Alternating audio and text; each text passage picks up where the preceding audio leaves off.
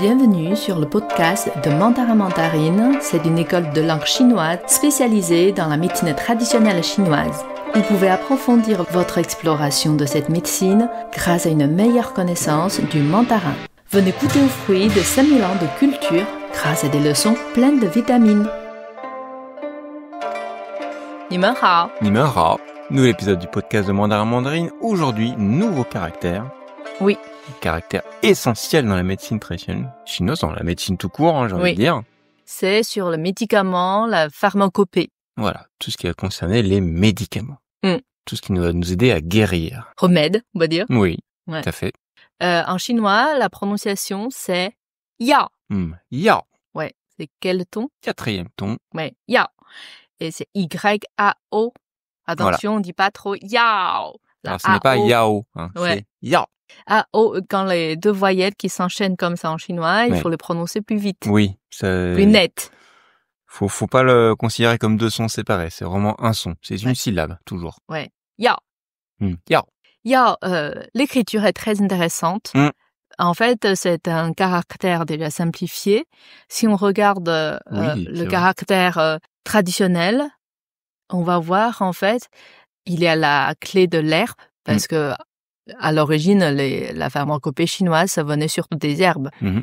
Et la partie en bas, c'est le même caractère que celui de la joie. Ouais, le bonheur, ouais. La bonheur, Mhm. la joie. Et le caractère de la joie, c'est avec les instruments musicaux. Les gens En sont japonais, il contents. est resté très très proche, ce caractère. Donc, du coup, le caractère des médicaments, c'est l'herbe plus la joie. Donc, quand on prend les herbes, ça nous guérit. Voilà. Et du coup, on est content. Oui, donc ce sont l'herbe du bonheur. Ouais. Oui, en tout cas des herbes qui vont nous rendre heureux puisqu'elles vont nous ramener à la bonne santé. Après, vous savez, maintenant, dans la pharmacopée chinoise, il n'y a pas que des herbes, mais principalement, bien sûr. il y a aussi des minéraux. Mhm. Il y a aussi des parties animales, des fois la peau des cigales, par exemple. Ça, j'ai connu ça. C'est bon. Non, c'est pas très bon. En fait, c'est efficace. C'est tellement mauvais qu'on guérit pour ne plus avoir les Non. En tout cas, oui, voilà. Hein. Yao, c'est un caractère qui peut signifier à la fois le médicament, le remède et quelque chose du domaine de la pharmacopée. Mais alors du coup, comment on va séparer les médicaments de la pharmacopée chinoise des médicaments de la pharmacopée occidentale? En fait, en chinois, du coup, on dit zhong yao. Zhong, comme ce que vous connaissez, milieu, la Chine, comme zhongyi, la médecine traditionnelle Voilà, chinoise. Quand on dit zhong yao, c'est la pharmacopée chinoise.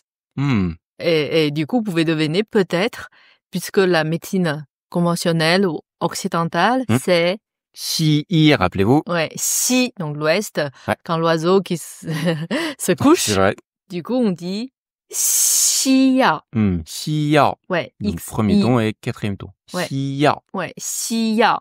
Xi, la médecine occidentale, xi yao, les médicaments occidentaux. D'accord. Xi yao. Alors, ça existe, parce que quand on pense aux médicaments occidentaux, on pense aux pilules, un petit peu, des choses à avaler comme ça, des gélules. Est-ce que ça existe dans la zhongyao? Oui, en fait, maintenant, ça existe aussi. En fait, concrètement, on distingue deux types de zhongyao, pharmacopée chinoise. Il y a la pharmacopée chinoise, zhongyao sur mesure, c'est-à-dire en fonction de des symptômes, tout ça, le médecin prescrit des plantes avec la quantité. Ouais, genre, il faut combien de jujubes, combien de gingembre, etc. Ouais, et on fait des sachets individualisés. Oui, c'est même pas des sachets, c'est ensemble. Du coup, on va prendre à la pharmacie, on va prendre tout ça. Après, on va cuire comme une soupe. Ouais, On va cuire à la maison. Un breuvage.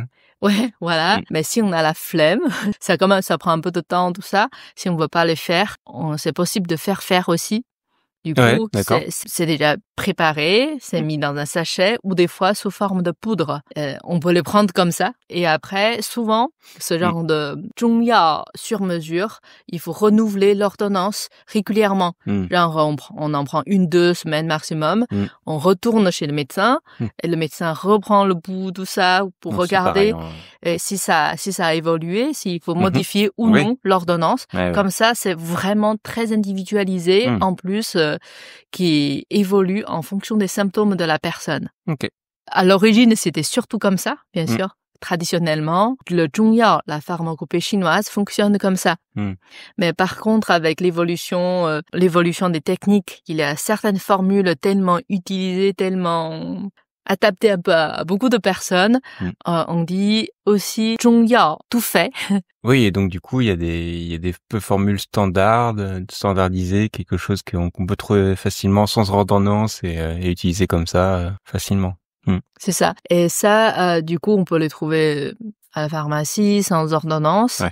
Donc souvent, c'est des petits trucs genre si on a un petit rhume, on sait ce genre de choses, ça soigne le rhume type froid. Genre si on a pris un coup de froid, on prend ça, on n'a pas besoin d'aller voir le médecin. Donc c'est un peu comme les vitamines en France. Tu sais, on n'a pas besoin d'ordonnance. Ouais. Et tout le monde sait, bon, peut-être j'ai besoin de vitamine A ou B, C, on en achète comme ça. Ouais, il y a des médicaments en France qu'on peut aussi acheter sans ordonnance, en certaine quantité, quoi. Ok.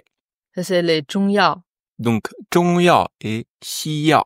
Mais en France, la pharmacopée chinoise est considérée plutôt comme un complément alimentaire. On peut les trouver en ligne, mais il n'y a pas beaucoup d'endroits peut-être. Ouais, ce que j'allais dire, c'est difficile à trouver des préparations. Alors on va trouver des gélules, quoi, des choses comme ça, justement, plutôt ce dont on parlait tout à l'heure, hein, plutôt des choses standardisées. En France, c'est sous forme de des gélules, ouais. Gélules, ouais. Mais en France, la pharmacopée chinoise, 中药 n'a pas vraiment une place, n'est pas reconnue, on peut dire, n'est pas reconnue par le gouvernement. Et qu'en Chine, c'est vraiment comme la médecine traditionnelle chinoise, est vraiment parallèle avec la pharmacopée moderne. D'ailleurs, ça me fait penser à une question, mais est-ce que c'est 2 pharmacies séparées ou est-ce que dans chaque pharmacie en Chine, on va trouver à la fois des 西药 et des 中药? Ouais. En Chine, c'est toujours les 2. Dans toutes les pharmacies, il y en a les 2. Et il y a même, souvent même, les médecins occidentaux, donc ici, c'est pas spécialisé en médecine chinoise, mais quand ils donnent des médicaments, des fois, ils prescrivent aussi certains médicaments chinois déjà tout fait. Pour imaginer, en fait, dans le base de données, il a plus de choix, c'est tout. Et que du coup, on mélange un peu les 2.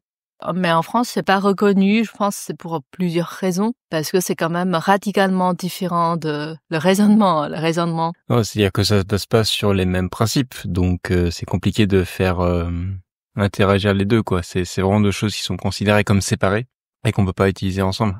Ou alors, comme tu le disais, en complément, quoi. C'est-à-dire, c'est pas considéré comme quelque chose qui va être scientifiquement prouvable. Ça peut pas être standardisé, justement. C'est trop compliqué vu que c'est individualisé, on peut pas proposer quelque chose comme ça en masse. Ouais, mais c'est vrai, en même temps, j'avais lu un livre qui posait au moins la question, qui disait, mais puisque chaque personne est très différente, même si on est tous êtres humains, et du coup, quand on est malade, on prend les mêmes médicaments. Déjà, tu vois, on peut remettre en cause un peu ce principe. Bah après, il va y avoir les questions de dosage et de quels médicaments vont aller. Sûr. Mais si c'est dans ce raisonnement, quand on réfléchit, en fait, la pharmacopée chinoise propose des remèdes individualisés et aussi qui changent tout le temps.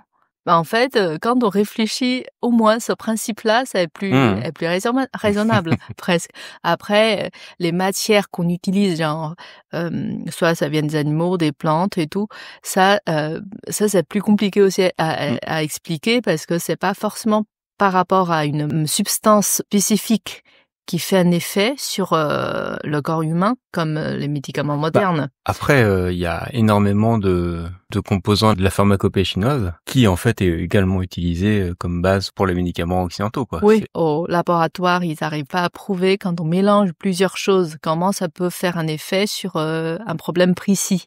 avec le même processus de vérification, de contrôle pour les médicaments conventionnels. C'est plus facile quand on sépare chaque chose, oui, c'est sûr. Oui, c'est ça. Les effets, ouais. Oui, mais par contre, la pharmacopée chinoise repose justement sur le mélange la combinaison, ouais. La combinaison des choses et aussi comment on les prépare et combien de temps on les cuit et ça change les effets. Et ça, tout ça, c'est tellement aléatoire et qu'on peut pas forcément le contrôler. Du coup, c'est difficile. Là, ça dépend trop des personnes, quoi. Ouais, c'est difficile de standardiser le résultat et la qualité des formules, on peut dire. Et aussi, si vous êtes étudiant en médecine chinoise, souvent cette partie-là, la pharmacopée chinoise, c'est la partie la plus difficile à apprendre parce que déjà, le nom de toutes les plantes, c'est en chinois. En plus, comment les combiner, c'est tellement compliqué. Et aussi, il faut tellement changer de façon de penser, en fait. On réfléchit en termes de nature des plantes et par rapport à la nature de la personne. Donc, toutes ces notions sont un peu abstraites. Au début, on a du mal à les saisir. Donc, dans un prochain épisode, on va parler des différentes catégories des médicaments, justement. Ok, un caractère à retenir aujourd'hui. Yao. Yao. Et zhong yao. Et xi yao. Voilà. Caractère que vous connaissez déjà. À la prochaine fois.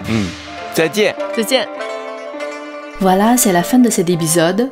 Vous reprendriez bien un nouveau concentré de culture et de langue mandarine. N'hésitez pas à vous renseigner sur mandarinmandarine.fr. Tenez vos jus.